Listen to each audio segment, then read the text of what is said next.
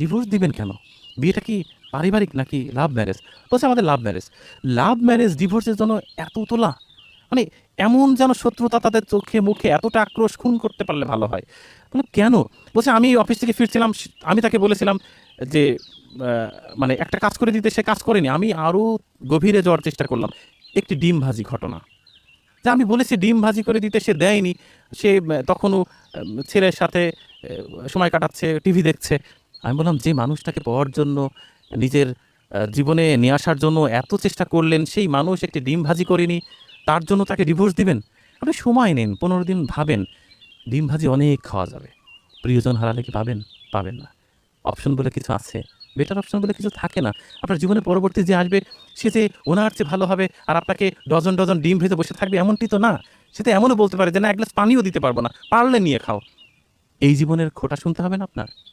থামেন, একটু সময় নেন। আমার লয়ার শুনে বলে, কি মিয়া, তোমাকে আমি কি এই জন্য কোর্টে রাখছি নাকি? তুমি কি বোঝাও? ওরা ডিভোর্স দেবে, ওরা মামলায় জড়াবে। This is the system. তোমাকে তো, তুমি তো মানে তুমি কি শুরু করছো? তুমি ওনাকে সব বোঝাই